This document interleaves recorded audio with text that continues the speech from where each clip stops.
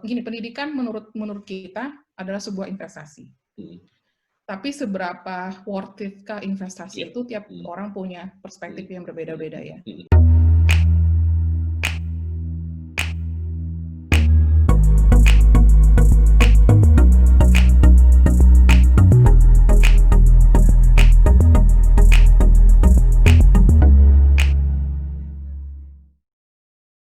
Buat teman-teman, sebelum nonton video ini, jangan lupa like, komen, subscribe, dan nyalakan lonceng notifikasi untuk mendapatkan update terbaru dari channel ini. Terima kasih. Halo semuanya, di video kita kali ini, narasumber kita akan bercerita mengenai pengalamannya kuliah di luar negeri. Buat teman-teman yang pengen lanjut kuliah di luar negeri, nonton dulu video ini, siapa tahu bisa membantu kalian dalam menentukan negara yang cocok untuk kalian. Oke, ketemu lagi di video ini. Sekarang kita kedatangan narasumber dari jauh, dari Jerman gitu ya. Army, apa kabar Mi? Hey, apa kabar? Baik-baik. Baik. Oke Mi, gue mau nanya, mungkin bisa lu nanti share sedikit after kita graduation dari senior high school, dari SMA. Nah, lu kan lanjut kuliah ke Malaysia waktu itu kan, ke Victoria University. Nah, kenapa waktu itu lu milih untuk di sana, dan lu bisa share gak sih bidang apa yang lu ambil di sana? Oke. Waktu itu SMA sih gue sebenarnya memang ada beberapa pilihan. Gue mikir kayak gue tertarik di bisnis emang, terus juga gue tertarik di bidang lain juga sih. Maksudnya waktu itu gue juga apply ke uni di Indo juga, kayak di Untar, di Atma, gue ada apply juga sih. Tapi at the end gue akhirnya milih ke Malaysia karena dorongan nyokap. Okay. Soalnya dari SMP sebenarnya nyokap sih pengen gue lanjut sekolah tuh di luar. Cuman akhirnya gue bilang tunggu dulu lah, akhirnya sampai ke SMA. Di SMA waktu SMA juga pas pertengahan kelas 2 gitu, nyokap gue juga udah nyuruh gue keluar. Gue bilang tunggu dulu deh sampai gue selesai SMA. Dan akhirnya setelah selesai SMA itu ditagih beneran gitu. Udah siap belum? Maksudnya mau nggak gitu loh. Sekarang udah tinggal kuliah. Akhirnya nggak mau keluar gitu kata dia. Terus gue pikir iya ya, maksudnya mungkin ini waktu yang tepat gitu, karena gue pikir buat kuliah itu kayaknya waktu dimana gue bener-bener belajar untuk sesuatu yang gue mau specialize di bidang itu, dan mungkin untuk kedepannya gue bakal kerja di bidang tersebut ya kan. Bukan berarti gue bilang di Indonesia atau di Jakarta nggak ada universitas yang bagus, maksud gue banyak juga gitu. Tapi kenapa gue pilih Malaysia, satu lagi adalah gue pikir waktu itu gue mau kuliah di luar, tapi gue takut biayanya mahal ya kan. Gue takut biayanya mahal, dan gue pikir gue nggak mau ngabisin duit terlalu banyak untuk belajar. Kenapa gitu loh. Toh maksudnya ya bisa sih banyak alternatif kalau gue mau ke US atau gue mau ke Aussie gitu kan. Mereka kan juga pasti bagus, tapi pas gue lihat harganya, jujur sih gue nggak kuat gitu loh.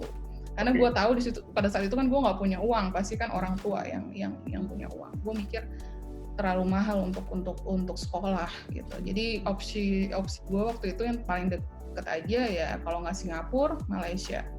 Dan gue lihat lagi berdasarkan currency ya Malaysia is cheaper. So akhirnya ya udah. Gue sebenarnya nggak banyak muluk-muluk sih, gue cuman mikir berdasarkan itu, dan udah Malaysia. Dan waktu itu kebetulan nyokap gue pernah rekomendasi satu sekolah universitas yang dimana kayaknya mungkin dia punya relation atau maksudnya temen yang anaknya juga seperti itu. Dan waktu itu gue ngelihat, gue research namanya Sunway University College. Dan gue lihat lagi ada program bisnis apa yang mereka punya untuk S1.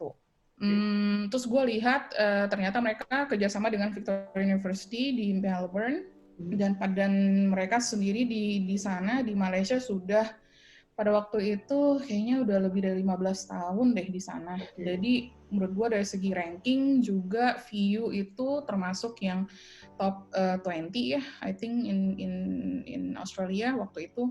Sekarang sih gue nggak tahu. Sebenarnya itu aja sih, nggak banyak muluk-muluk kayak gue pengen wish ini itu sih nggak.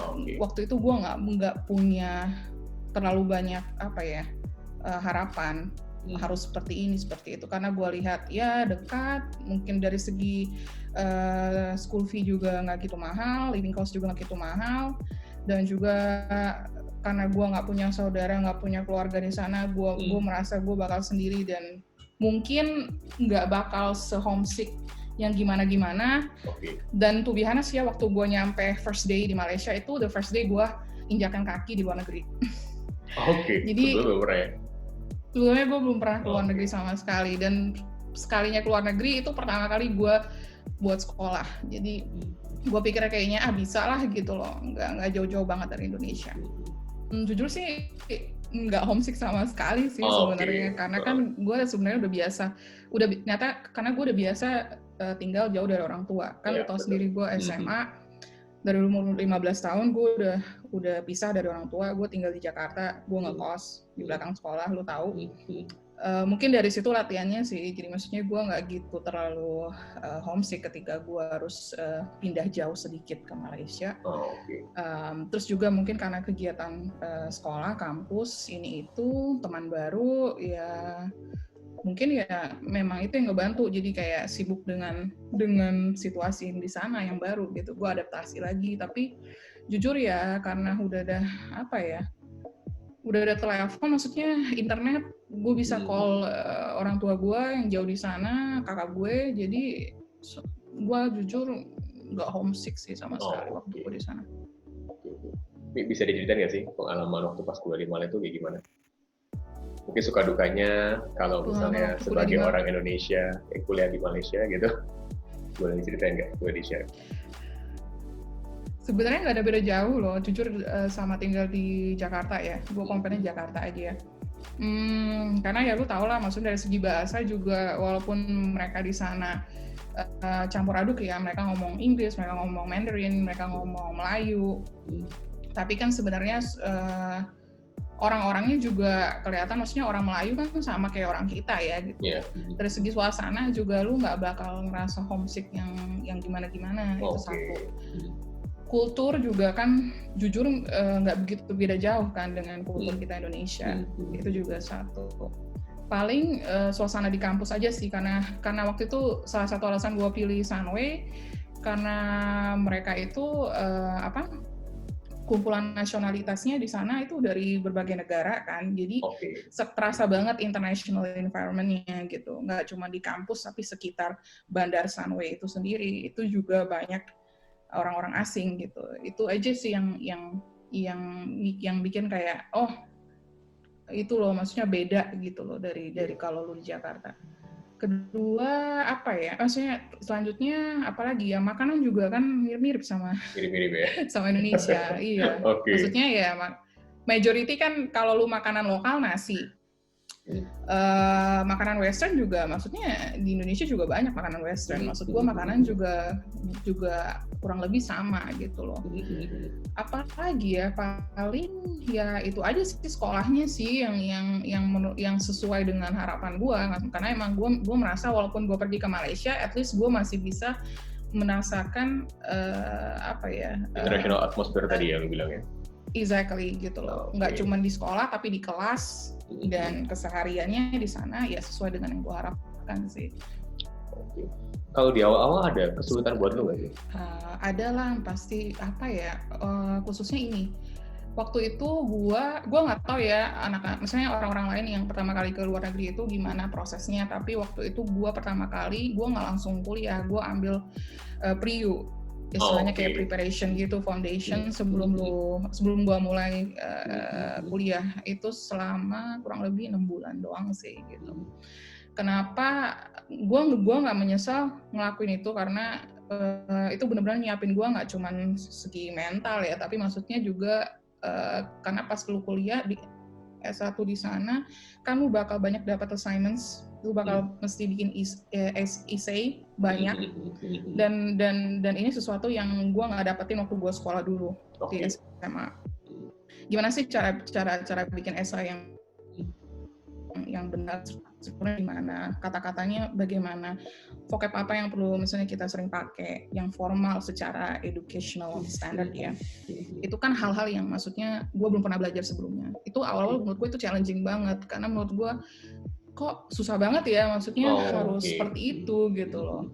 Kenapa nggak? Kalau kita kan mikirnya kita bikin esai, kita bikin aja gitu kan, apa yang kita pikirin. Tapi sebenarnya kan untuk academic standard nggak bisa kayak gitu. Nah itu doang yang awal-awal gue mesti belajar banyak, karena gue nggak pernah belajar itu di sekolah.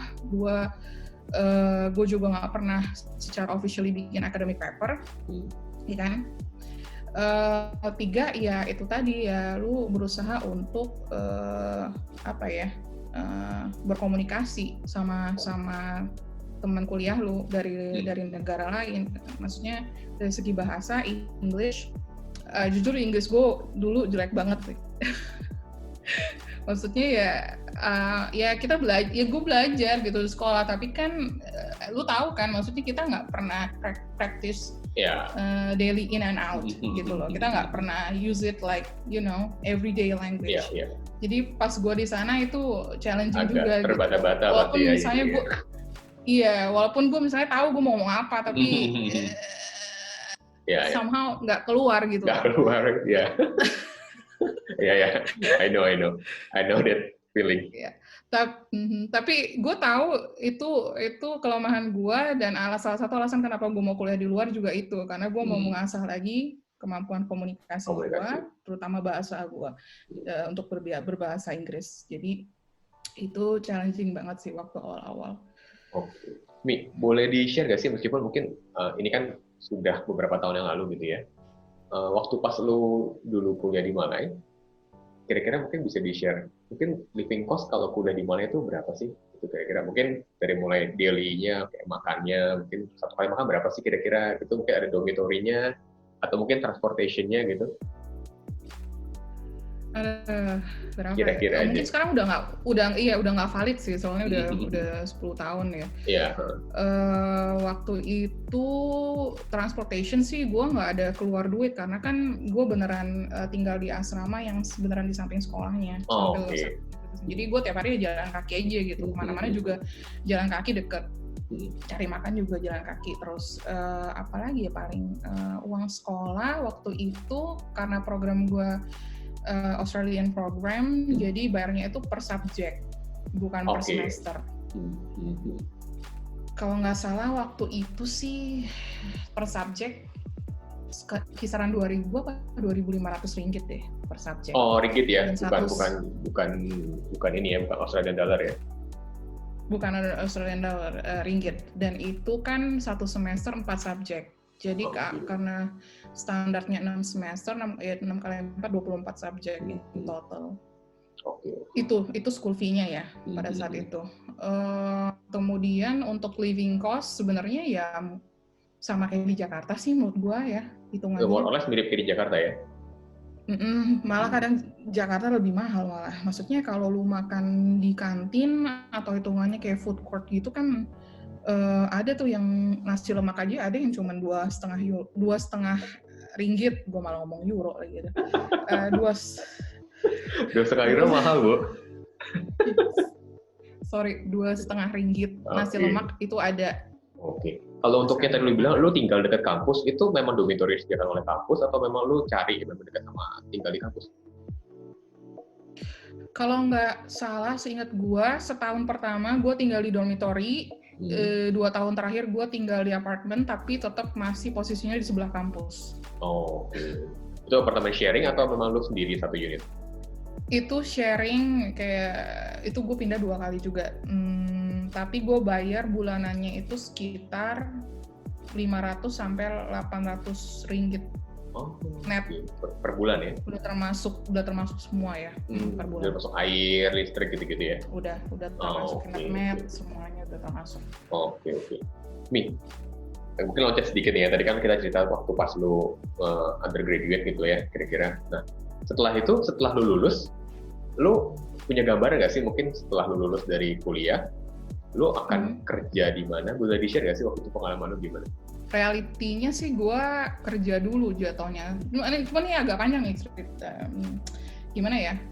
Waktu gue sebelum lulus S1, maksudnya masih belajar S1, itu gue sempat kepikiran, karena kan gue ngambil 2 jurusan. Gue ambil bisnis, tapi gue ambil 2 jurusan di Banking and Finance sama Financial Risk Management. Oke. Waktu itu gue punya goal nih, kayak gue pengen kerja, either gue kerja di bank, atau gue kerja di big insurance companies, atau gue kerja di consulting firm. Itu gue punya gambaran lah, kurang lebih gue pengen ke situ. Cuman setelah gue udah lulus, gue berusaha cari-cari gini gitu, gue jadi mikir gitu, karena beberapa teman gue banyak yang lanjut langsung S2. Oke. Terus gue sempat dilema karena gue pikir kayak gini, sebenarnya sih gue belum jenuh belajar pada saat itu. Gue takutnya kalau gue kerja, gue kasihkan kerja, dan gue nggak ada waktu lagi buat S2, bisa jadi kan. Iya. Jadi gue di suatu saat gue mikir kayak okay, this is the time, gue mesti decide gue mau lanjut S2 apa enggak. Entah kenapa gue waktu itu research kalau gue mau S2 gue nggak mau di Malaysia, gue mau di tempat lain, gue pikir gitu. Tapi di mana yang gue bisa belajar banyak. Bisa belajar banyak maksudnya nggak cuman gue belajar S2-nya, tapi gue bisa belajar bahasa, at least kayak gitu. Terus gue pikir ada opsi lain nggak ya yang juga di mana gue bisa sekolah tapi nggak gitu mahal. Jadi gue pikir ya udah gue coba cari tahu dulu deh infonya gimana. Akhirnya entah kenapa gue jatuh hati ke China. Oh, oke. Gue jatuh hati ke China. Gue mikir gimana kalau gue S2 di sana plus gue bisa sekalian belajar bahasa juga gitu loh, bahasa Mandarin. Karena emang gue juga nggak ada basic di bahasa Mandarin kan. Gue pikir mungkin gue bakal butuh ini in the future buat kerja gue, kenapa enggak gitu. Jadi long story short, akhirnya sebelum gue apply S2 di China, gue mikir ada yang namanya nih program belajar bahasa di China. Oke. Itu lu bisa pergi untuk 6 bulan atau setahun. Akhirnya gue pikir, oh ini bagus nih, maksudnya kenapa nggak gue ambil 6 bulan dulu, nanti gue sambil sekalian cari-cari tahu sekolah mana yang bagus, atau perusahaan apa yang pasti mau gue pilih kan buat S2. Akhirnya gue berangkat ke Shanghai tahun 2012. Oke. Itu posisi setelah lu lulus, lu langsung berangkat dengan tadi lu bilang sambil lu mau observe juga di sana, lu belajar bahasa juga di sana gitu ya? Gue belajar bahasa dulu di sana, maksudnya gue pikir gitu. Jadi gue nggak pikir panjang, gue langsung, maksudnya gue udah cari tahu dan gue decide, abis itu langsung cepet aja gitu loh, gue nggak mau nunda-nunda.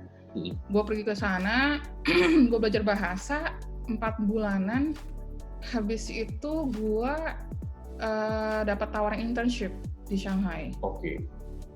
Di consulting firm. Akhirnya ya udah gue cobain, nggak lama, cuma sebulan sih, karena waktu lagi support ada project, jadi mereka butuh intern, jadi gue join, selesai project, terus parahnya nih pas gue selesai intern itu berubah lagi pikiran gue, maksudnya kerja enak ya, maksud gue. Kerja enak gitu, maksudnya gue suka gitu loh. Apa iya S2 itu harus sekarang, maksud gue mungkin bisa entaran gitu. Dan itu diperkuat lagi dengan, karena sambil gue internship, gue apply kerja, gue dapat tawaran di salah satu big consulting firm di Shanghai. Gue udah tangan kontrak, misalnya gue udah tangan kontrak nih, minggu depannya gue udah mulai first day, hari Kamisnya, tapi Jumat minggu ini HR-nya telepon gue bahwa visa gue ditolak sama government. Karena pada tahun itu pas banget government issue rule baru buat expat ataupun foreigner yang mau apply working visa harus ada at least 2 years working experience. Dan pada saat nggak harus di Shanghai, tapi maksudnya nggak harus di China-nya kan, boleh di mana aja? Iya, tapi even di kota-kota lain bisa ada pasal berlapis lagi deh, kayak gitu. Cuman pada saat itu gue di Shanghai sih, gue nggak jebol visa gue. Walaupun HR-nya udah bantu segala macam cara pakai agency dan segala macam. Intinya gue nggak jodoh di sana lah. Di situ gue down, gue pikir kayak gini loh. Oh ternyata working experience itu penting. Makanya itu yang merubah mindset gue. Gue ngerasa mungkin degree is important, tapi juga pengalaman juga important gitu loh. Mungkin gue pikir ya udah, mungkin kalau gue kerja sekarang, nanti gue lihat lagi maybe in the next 2-3 years gue masih mau belajar ya baru gue S2, mungkin nggak ada salahnya kan. So long story short, gue decide buat balik Indo. Kenapa? Karena gue nggak mau lama-lama ngabisin waktu gue di sana untuk fight for something yang nggak ada ujungnya. Maksudnya nggak ada yang tahu bakal bisa jebol apa enggak gitu. Dan gue perlu earn money kan. I mean I need to leave. So aku decide. Nah gue call bokap gue bilang gue bakal balik. Gue cari kerja di Jakarta. Gue mau cari pengalaman kerja intinya. Gue bilang gitu. Ya akhirnya gue balik, terus gue kerja di salah satu construction company di Jakarta, di Tangerang. Itu developer kali terus ya? Bukan construction company. Oh itu dia developer. Oke, developer ya. Developer, sorry. Developer, gue kerja di sana hampir 2 tahun lah, hampir 2 tahun. Terus gue ketemu sama suami gue di sana.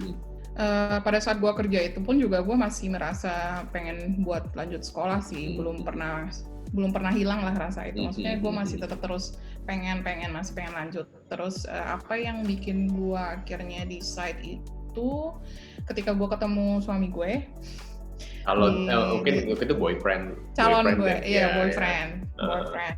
Ketemu cowok gue karena kita kerja di sama perusahaan.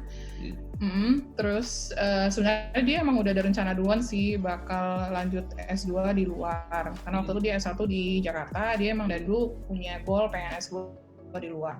Waktu itu sih gue cuman sebatas bantu untuk research dan kasih tukar pandang aja sih gitu, bantuin apa yang dia butuh info. Cuman at the end of the day, karena gue sambil ngebantuin dia, somehow gue jadi ikutan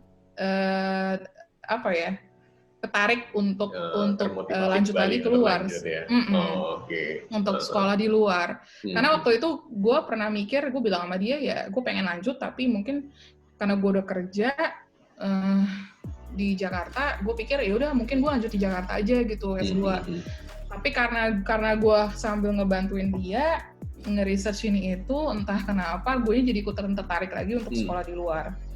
Nah, akhirnya dari cuma rencana cowok gue punya plan untuk S2 di luar, jadilah rencana kita berdua. Gitu awalnya. Dari sekian banyak opsi gitu ya, kenapa lo akhirnya memutuskan untuk gue ngambil kuliah lanjut di Jerman? Banyak sih alasannya. Maksudnya kalau di list down sih banyak aspek yang kita pertimbangkan ya.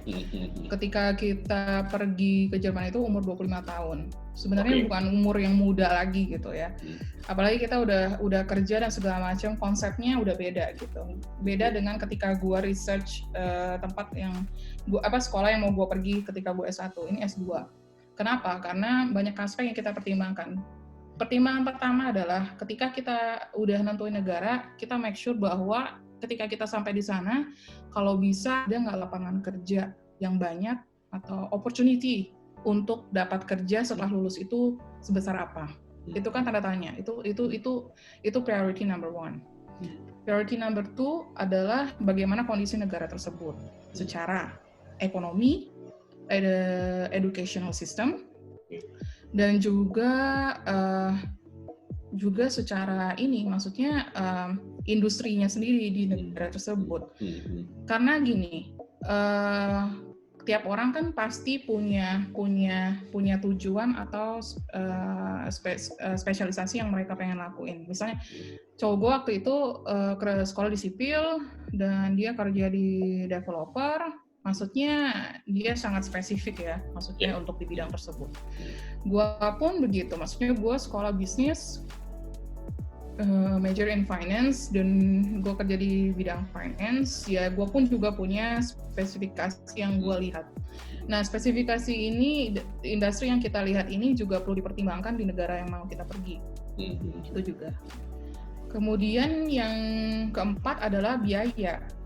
Ini juga paling penting, karena gimana pun juga nilai investment. Maksudnya gini, kita kan mikir S2 itu pendidikan menurut kita adalah sebuah investasi. Tapi seberapa worth it-kah investasi itu tiap orang punya perspektif yang berbeda-beda ya. Di sini kan yang perlu kita kalkulasi lagi, seberapa uang yang akan kita keluarkan untuk sekolah dan tinggal di sana, dan seberapa banyak uang yang jika memang kita bakal ended up kerja di sana, kita bakal bisa earn how much money gitu kan. Itu kan juga faktor yang kita perlu pertimbangkan. Jadi banyak banget sih kalau lu tanya apa yang menjadi pertimbangan kita untuk pilih dan kenapa Jerman. Secara garis besar aja ya. Secara garis besar pada saat itu there's no way kita mau ke US atau ke UK atau ke Australia. Kenapa? Karena satu, biaya pendidikan aja di sana mahal. Kita nggak ngomong beasiswa ya, karena waktu itu kita beneran nggak ada waktu buat nyiapin, apply, dan nunggu lagi, karena masalah usia juga kan, kita mau ngejar waktu, so kita being realistic aja buat compare one to one aja gitu loh, dengan negara-negara yang lain. Akhirnya kita mikir kenapa nggak lihat ke Eropa, right?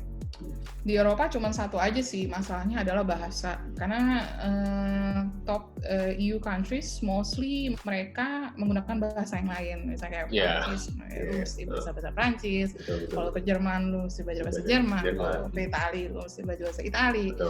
Ya emang ada kekurangannya di situ. Cuma kita mikir balik lagi, gue mikir gini, ya kita jangan lihat bahasanya kalau kayak gitu, kita lihat lagi aspek yang lainnya, dan akhirnya kita shortlist ke 3 negara, which is waktu itu jatuhnya ke Perancis, Jerman, dan kalau nggak salah sih Italia ya, kalau nggak salah ya, apa Milan ya waktu itu, gue lupa deh. Iya, kayaknya Italia sih salah satunya. Nah, kenapa Jerman? Ya balik lagi, ketika kita ngelihat aspek opportunity untuk dapat kerja dan industrinya, dan juga company-company yang ada di negara tersebut, secara education dan juga perekonomian udah pasti good. Tapi banyak juga hal-hal lain yang kita baru tahu setelah kita research ya, yaitu adalah coverage subsidi dari pemerintahnya sendiri. Kesejahteraan hidup di negara Jerman itu sangat bagus, apalagi ketika lu mikirin soal retirement plan, itu juga sangat-sangat terencana dan terstruktur sangat baik. Jadi kita pikir kita langsung decide buat pergi ke Jerman pada saat itu ya, karena itu Jerman wins all the aspect that we want. Nah, waktu pas di Jerman tuh akhirnya lu kan tadi ngambil S2 MBA ya, Master of Business Administration di Munich mana, Mi? Di Munich Business School. Oh, Munich Business School. Oke, itu berapa lama sih? Sorry, boleh di-share nggak? Berapa semester gitu? Total sih 3 semester, tapi plus ini 1 semester internship, jadi total 2 tahun. 2 tahun ya di situ ya. Nah, mungkin kita setelah lu lulus ya, Mi ya. Setelah lulus kan akhirnya lu langsung kerja di Jerman ya? Atau mungkin itu memang sudah lu plan dari mulai sebelum lu berangkat ke Jerman, oke nih setelah gue lulus kuliah dari Jerman, gue harus cari kerja di sana, atau memang itu secara nggak sengaja dapat, atau gimana nih? Emang plannya kita sih mau kerja di Jerman. Berdua dari awal emang sekolah, kalau bisa sebelum sekolah selesai juga kalau bisa langsung dapat kerja lebih bagus gitu. Emang kita udah plannya dari itu sih dari awal. Pada saat itu sih kasusnya gue adalah karena gue waktu itu masih kuliah, ada semester di mana gue harus melakukan internship magang kerja di perusahaan. gue dapat kesempatan internship di salah satu perusahaan terbesar semikonduktor di Jerman. Dan di situ gue sambil internship akhirnya gue malah lanjut ngerjain tesis gue di sana. Oke. Dan sebelum tesis gue selesai, puji Tuhan gue dapat tawaran full time kerja juga di perusahaan tersebut. Jadi gue beruntungnya pada saat itu ya gue udah kerja sebelum gue lulus sih hitungannya. Di perusahaan yang sama sekarang ya, maksudnya dari sebelum lu lulus itu dapat kerja sampai sekarang tuh masih perusahaan yang sama ya? Belum pernah pindah. Oke. Mungkin bisa di-share nggak sih, kalau dulu kan waktu pas di Shanghai lu mentok di visa kerja nih, nah kalau di Jerman nih gimana? Waktu itu di sini gue jujur lucky sih, gue nggak ada kendala, tapi tentu gue ada dengar dari teman-teman yang lain punya ceritanya sendiri, which is ada yang dipersusah, ada juga yang mungkin dibatasi, yang harusnya dapat visa 4 tahun dikasih cuma 2 tahun atau setahun. Tiap orang beda-beda case ya. Sepengetahuan gue waktu gue apply, gue sih lancar-lancar aja karena apa? Satu, pekerjaan yang gue dapat dari perusahaan tersebut, bidang yang gue lakukan sesuai dengan educational background gue. Itu satu. Dan itu kayaknya tertulis secara law ya, bahwa kalau emang kerjaannya sesuai dengan bidang lu ataupun experience lu, itu memang akan lebih baik. Jadi gini loh, karena kan kalau misalnya gini, lu belajar, misalnya lu studi engineering di bidang I don't know, misalnya building, and terus tiba-tiba lu dapat kerja di bidang finance, contoh. Terus habis itu lu dengan tawaran offer tersebut, lu datang ke immigration office buat apply visa. Nanti orang sana ketika melihat itu dengan background lu dan juga kerjaan kontrak yang dikasih perusahaan, mereka akan bertanya-tanya gitu loh. Loh, kenapa gitu? Ini orang dari engineering malah kerja di finance kan. Nah, di situ juga tergantung si officernya. Kadang lu bakal bisa dipertanyakan di interview sampai lama gitu loh. Maksudnya kenapa lu kerja ini? Kenapa emang kerjanya ngapain? Emang lu tahu apa yang bakal lu kerjain? Kenapa lu pindah? Kenapa lu ini gitu. Case kayak gitu pasti ada.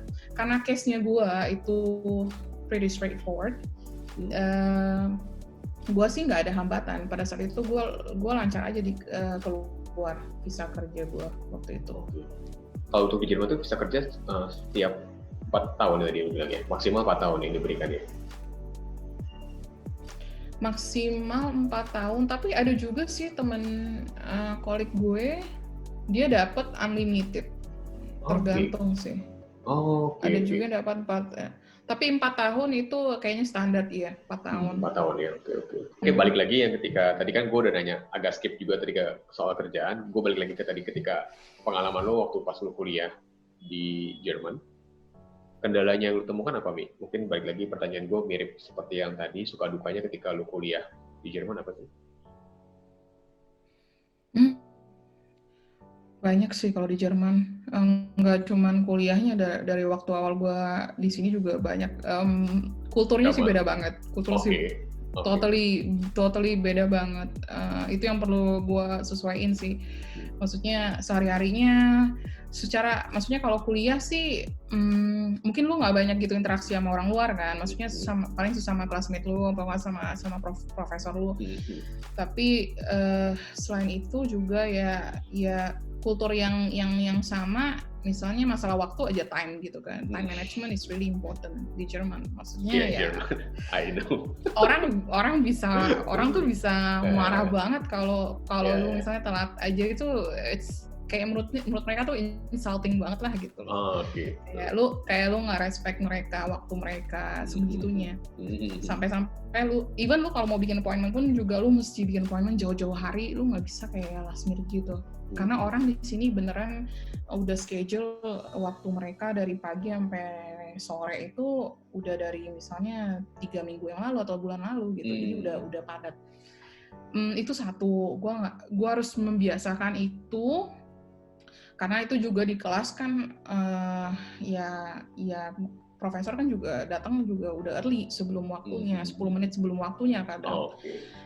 Itu juga kita harus biasain, nggak bisa dong kayak lu misalnya kelas jam 10, lu datang jam 10-nya gitu, itu tuh udah telat hitungannya.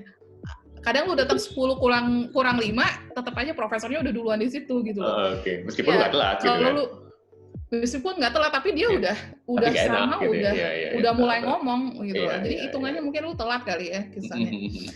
Jadi itu satu. Kedua, apa ya, personal experience dari gue belajar MBA. Gue awal-awal nggak pede banget waktu first semester, karena gue yang paling muda waktu itu di kelas gue. Balik lagi itu waktu gue apply juga gue sebenarnya ragu-ragu, karena gue ngerasa mungkin working experience gue nggak cukup. Karena lu tahu MBA kan lu require working experience kan buat apply. Betul. Ada MBA yang biasa, ada MBA eksekutif, tapi kan yang even so MBA biasa pun mereka biasanya require lu buat punya working experience. Pada saat itu gue cuma punya 2 tahunan yang gue nggak tahu cukup apa enggak. Again, setelah melalui proses itu semua, puji Tuhan gue diterima, tapi begitu gue join, ternyata classmate gue itu bener-bener semua yang lebih jauh experience dari gue, dan bahkan ada yang udah S3. Jadi itu awal-awal aja sih, first semester itu gue ngerasa gue nggak pede gitu, karena kan kalau di MBA kan lu banyak group case, lu banyak study case yang lu perlu in a group, lu perlu discuss, lu perlu share gitu. Dan di situ kan mereka dari semua berbagai industry backgrounds, mereka bisa share banyak hal. Dan di situ gue merasa minder, karena gue ngerasa mungkin gue nggak bakal bisa share sebanyak yang mereka share gitu loh. Itu yang awalnya sempet bikin gue nggak pede. Terus hal lain apa ya, paling selama kuliah adalah time management sih untuk diri gue sendiri, karena super duper padat sih kalau jadwal kalau lu belajar MBA itu beneran tugasnya super duper banyak, dan ditambah bacaan yang perlu lu baca, on top of that project yang perlu lu kerjain bareng grup, dan lu juga mesti presentasi yang mesti lu siapkan. Menurut gue 1,5 tahun selama gue kuliah MBA itu, gue ngerasa bener-bener gue nggak ada waktu buat diri gue sendiri. Ini gue ya, gue nggak tahu. Mungkin orang lain punya caranya sendiri, tapi menurut gue sih beneran tight banget sih waktunya. Jadi mesti pinter-pinter ngatur waktu, kalau enggak beneran capek banget menurut gue. Tadi kan lu bilang tadi soal ada kendala ya, Mia, soal tadi mungkin lah time management itu kan personal banget ya. Tadi yang soal working experience tadi, gimana lu group discussion dengan teman-teman classmate lu, akhirnya lu punya problem solving nggak untuk itu? Ya memang lu harus memotivasi diri lu sendiri untuk pede aja, confident sih, karena gini loh, gimana pun juga kan teman-teman gue maksudnya teman-teman classmate gue orang-orang yang baik semua sih, maksudnya gue suka sama mereka semua, dan mereka juga menurut gue fair in a sense. Mereka akhirnya kasih gue chance untuk prove to myself bahwa gue bisa. Tapi balik lagi adalah tetap menurut pengalaman gue adalah harus diri gue sendiri yang menanamkan rasa kepercayaan diri itu sendiri gitu. Soalnya gini, kalau gue minder, kalau misalnya gue nggak berani buat speak up, kalau gue nggak berani buat contribute ke project ataupun ke tugas gini gitu, nggak bakal ada waktu di mana orang bisa berpikiran yang lain gitu loh. Mereka bakal tetap ngeliatin gue mungkin anak kecil atau gimana ya kan. Jadi gue mesti harus confident sendiri kan. Maksudnya ya gue berusaha semaksimal mungkin buat kontribusi ke setiap project. Setiap kali ada presentasi atau apa, gue dengan senang hati menawarkan bahwa gue bisa mempresentasikan, dan ketika saat itu lu bisa menunjukkan dong, maksudnya bahwa lu bisa, dan orang lihat akhirnya ya it doesn't matter gitu kalau misalnya dia baru umur sekarang atau dia nggak punya pengalaman yang sangat panjang, tapi she knows she can do it gitu. Baik lagi itu apa lagi yang gue lakukan, dan gue juga banyak ngobrol harus sama classmate lu. Karena miskom itu gampang banget sih, karena ketika lu MBA kan lu bakal sering kerja sama grup. Gue nggak tahu di sekolah lain, tapi di MBS tempat gue sekolah, setiap subjek, setiap tugas, grupnya bisa beda-beda. Oke. Jadi lu nggak ada chance deh, forget it, lu bisa milih gue mau sama dia dan lu bakal selalu sama dia, itu nggak mungkin gitu loh. Jadi mau nggak mau kan lu mesti think how to work with them gitu loh. Jadi nggak mungkin kan lu nggak suka dia atau lu ngerasa nggak enak kerja sama dia dan lu jeopardize your own nilai cuman berdasarkan itu kan it's stupid gitu loh. Jadi ya mau nggak mau lu tetap harus komunikasi sama mereka semua, make sure lu have the same understanding as they have, dan ya udah do the best terus. Jangan pernah mikir bahwa ya lu ngelakuin ini karena lu suka, karena lu feel comfortable sama orang itu doang. Maksudnya itu it will not work out gitu. Dan selama gue kuliah gue nerapin itu, puji Tuhan ya so far so good sih. Maksudnya berjalan baik lah. Maksudnya gue masih bisa perform, gue masih bisa ngerjain tugas dan dapat nilai yang oke. Jadi ya gitu. Mungkin masih seputar tadi lu belajar di Jerman gitu ya. Jadi kan lu kan pasti kan tadi lu udah cerita ini, lu udah jabarin kira-kira kriteria lu ketika lu ngambil, maksudnya rencana lanjut kuliah itu di negara ABCD itu apa aja. Nah, salah satunya kan memang soal living cost gitu ya.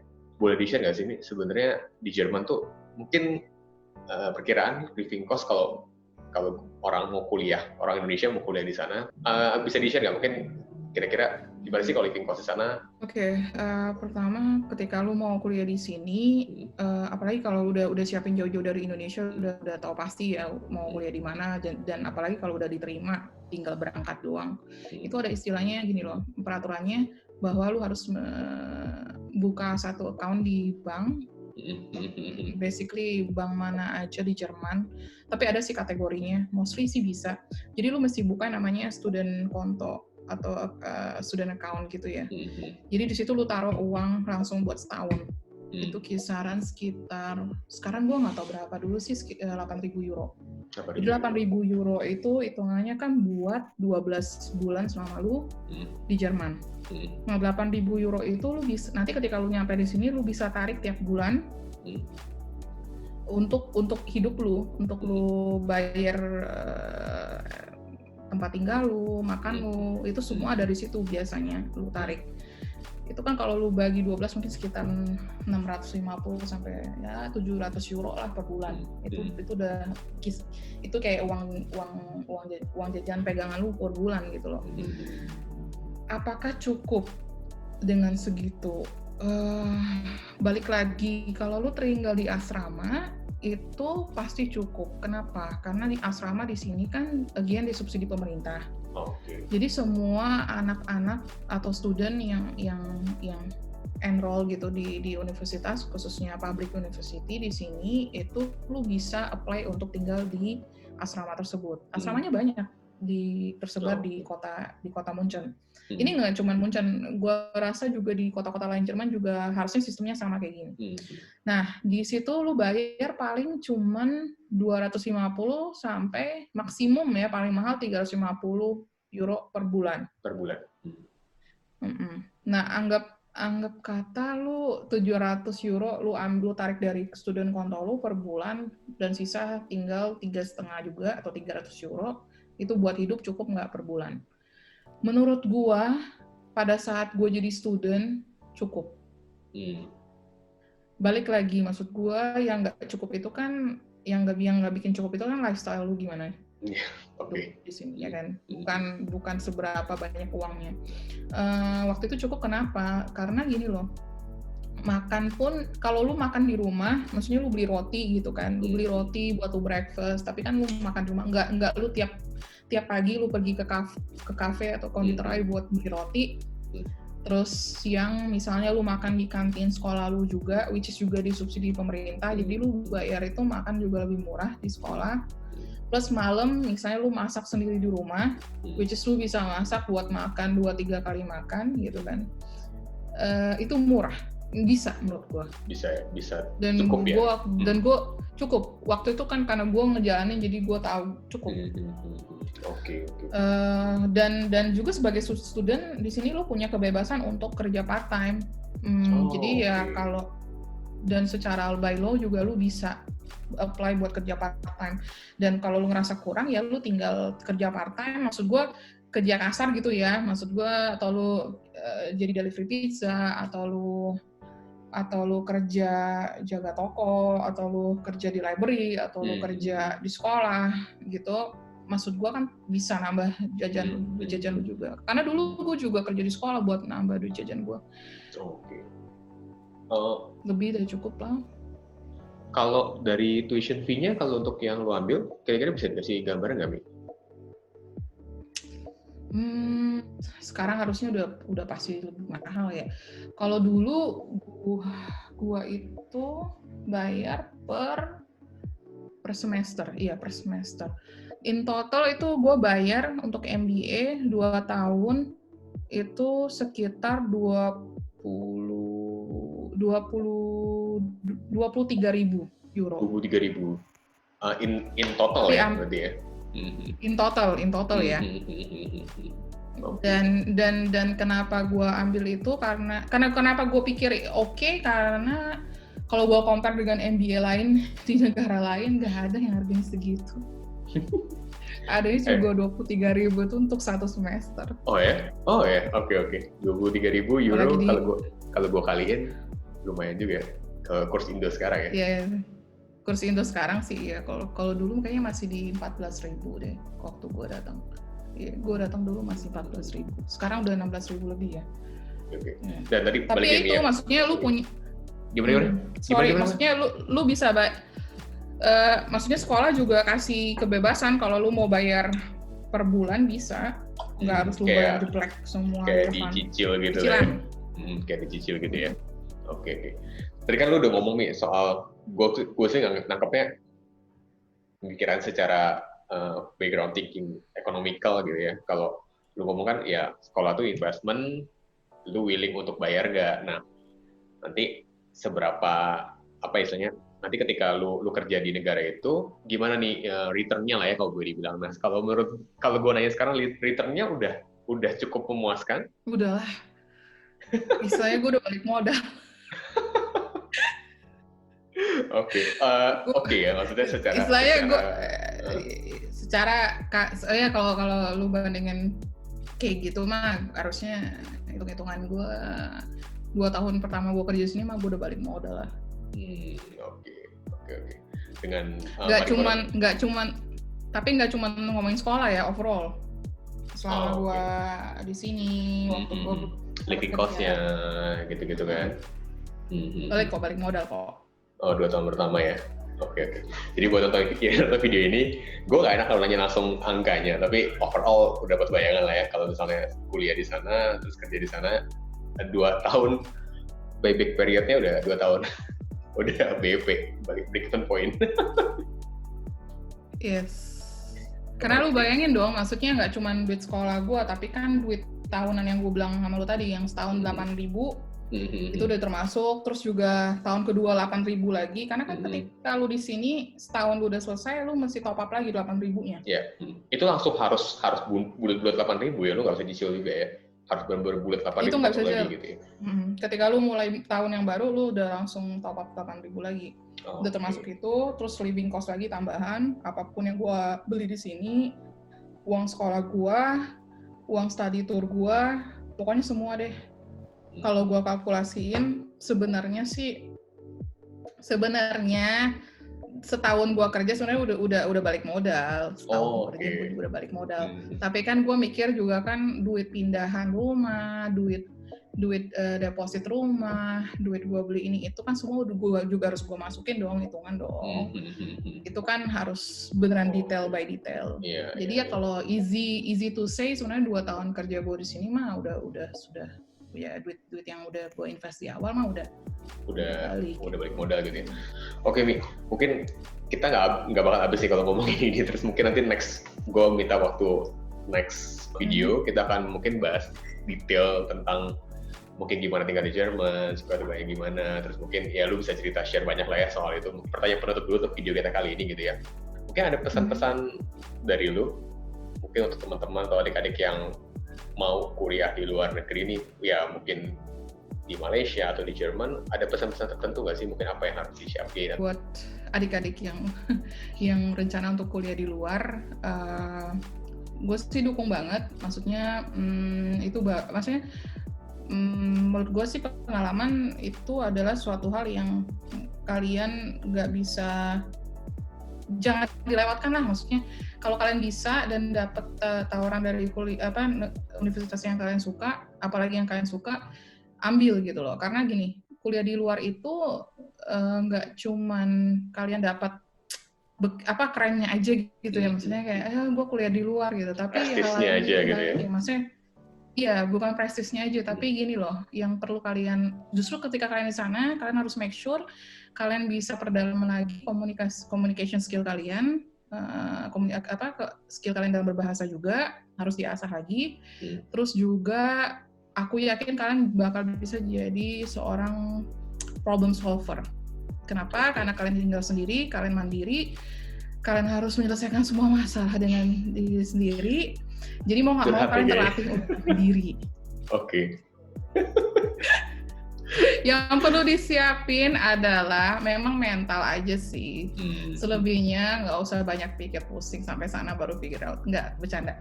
Intinya ya kalian harus yakin apa yang kalian ambil itu kalian kurang lebih kalian suka gitu loh.